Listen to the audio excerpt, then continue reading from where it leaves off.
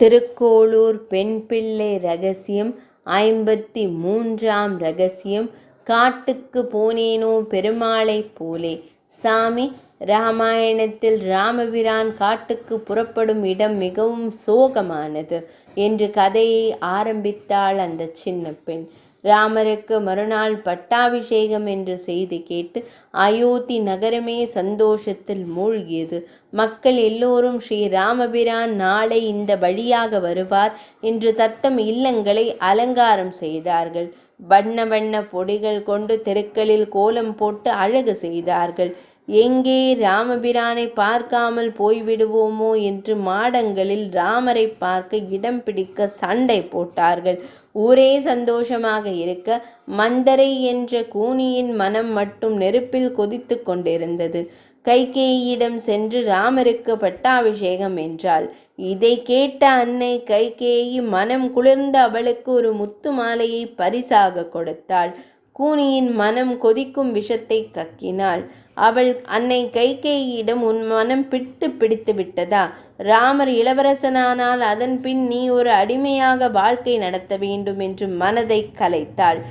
அன்னை கைகேயி என்ன செய்வது என்று யோசிக்கும் பொழுது, நீ முன்பு போர்க்களத்தில் தசரத சக்கரவர்த்தியின் உயிரை காப்பாற்றினாய். அப்போது தசரத சக்கரவர்த்தி உனக்கு 2 வரங்களை கொடுத்தார், நினைவிருக்கிறதா? அதை இப்போது கேள். ராமன் 14 ஆண்டுகள் காட்டிற்கு போக வேண்டும், பரதனுக்கு பட்டாபிஷேகம் செய்ய வேண்டும் என்று வழியையும் கூறினாள். தேவி கைகேயி வரங்களையும் கோரினாள். தசரத சக்கரவர்த்தி துடிதுடித்து, என் உயிரை வேண்டுமென்றாலும் தருகிறேன், ஆனால் ராமனை மட்டும் என்னிடமிருந்து பிரித்து விடாதே என்று கெஞ்சினார். ஆனால் கைகேயி அதை கேட்கவில்லை. தசரத சக்கரவர்த்தி மயங்கி கீழே விழுந்தார். கைகேயி தேரோட்டி சுமந்திரரை அனுப்பி ஸ்ரீராமரை அழைத்து கொண்டு வர கூறினாள். சுமந்திரர் ஸ்ரீராமபிரானை தேரில் அழைத்து கொண்டு வரும்போது அயோத்தி மக்கள் குதூகலமாக ஆரவாரம் செய்கிறார்கள். ஸ்ரீராமபிரான் வந்து தந்தையை வணங்கிய போது அவர் படுக்கையில் சோகமாக படுத்துக்கொண்டு இருப்பதை பார்த்து திடுக்கிட்டார். தந்தையே, ஏன் பேசாமல் இருக்கிறீர்கள்? ஏன் தங்கள் முகம் வாடி இருக்கிறது? நான் ஏதாவது தவறு செய்து விட்டேனா? உங்களுக்கு ஏதாவது குறை இருந்தால் கூறுங்கள், உடனே நிறைவேற்றுகிறேன் என்றார் ஸ்ரீராமபிரான். கைகேயி தேவி நடந்த விஷயங்களை கூறி, ராமா, நீ உடனே காட்டுக்கு போக வேண்டும் என்றாள். ஸ்ரீராமபிரான் உடனே, தாங்கள் நெருப்பில் குதிக்க கூறினாலும் உடனே குதிக்க தயார். இப்போதே காட்டுக்கு புறப்படுகிறேன். ராஜ்யமாளும் ஆசையே எனக்கு இல்லை. தந்தையின் பேச்சை கேட்பதுதான் உயர்ந்த தர்மம். இதோ உடனே காட்டிற்கு புறப்படுகிறேன் என்று புறப்பட்டார். ஸ்ரீராமர் முகத்தில் எந்தவித வருத்தமோ துக்கமோ இல்லை. பட்டாபிஷேகம் என்று கூறிய போது எப்படி இருந்ததோ அதே போல இருந்தது அவர் முகம். அதைவிட பிரசன்னமாகவே இருந்தது. காட்டிற்கு போக வேண்டும் என்று கூறிய போது அவர் நடை முன்பை விட கம்பீரமாக இருந்தது. சாமி, இந்த உலகத்திற்கே ஸ்ரீராமபிரான் தந்தை. ஆனால் தந்தை சொல்லை காப்பாற்ற தன் எல்லாவற்றையும் விட்டுவிட்டு காட்டிற்கு சென்றார். ஸ்ரீராமபிரான் போல் நான் தந்தை சொல்லை காப்பாற்றினேனா?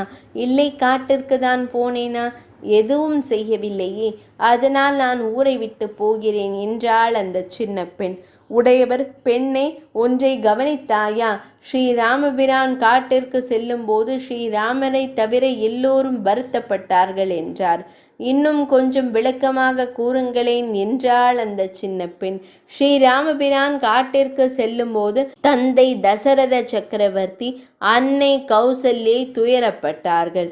லக்ஷ்மண சுவாமி துயரத்தில் கோபப்பட்டார். அயோத்தி மக்கள் அழுதார்கள். செடி கொடிகள், மரங்கள், நதிகள், மாடுகள், பறவைகள், ஞானிகள் எல்லோரும் வருத்தப்பட்டன என்றார். அருமையாக கூறினீர்கள் சாமி. எனக்கு நீண்ட நாளாக ராமாயணத்தில் ஒரு சந்தேகம். ஸ்ரீராமபிரான் தந்தை சொல்லே தர்மம் என்று காட்டிற்கு சென்றார். ஸ்ரீராமரை அழைத்து கொண்டு சுமந்திரர் தேரை ஓட்டுகிறார். அந்த சமயம் தசரத சக்கரவர்த்தி தேரை நிறுத்து என்று கதறிக்கொண்டு பின்னே ஓடி வருகிறார். தந்தை பின்னால் வருவதை ராமர் பார்க்கிறார். சுமந்திரரே, தேரை வேகமாக செலுத்துங்கள் என்கிறார் ராமபிரான். சுமந்திரருக்கு தர்ம சங்கடம்.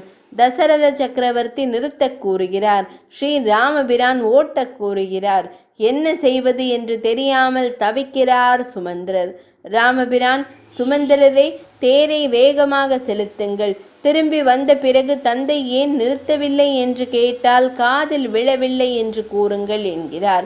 உடையவர் புன்சிரிப்புடன் தந்தை சொல்லை காக்க ராமபிரான் காட்டிற்கு சென்றால், ஆனால் அதே தந்தையிடம் பொய் சொல்ல கூறுகிறார். சத்தியம் தவறாத ராமபிரான் இப்படி பொய் சொல்லலாமா? ஏன் இந்த முரண்பாடு? இதுதானே பிள்ளாய் உன் சந்தேகம் என்றார். ஆமாம் சாமி என்றாள் அந்த சின்ன பெண்.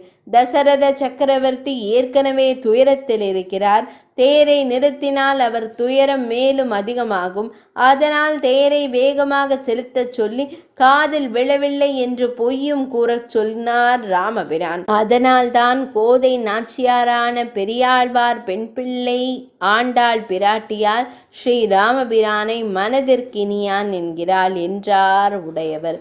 அப்போது ஒரு சிஷ்யர், ராமபிரான் நம் மனதிற்கு இனியான், அந்த ராமரின் மனதிற்கு இனியான் ஹனுமான், அந்த ராமரே குடிகொண்ட கோயில் நம் ஆச்சாரியன் மனமன்றோ என்றார். சின்ன பெண் யோசிக்கவே இல்லை. உடனே கண்டு வந்தேன் என்றேனோ திருவடியைப் போலே என்றாள். 53ஆம் ரகசியம் நிறைவடைந்தது.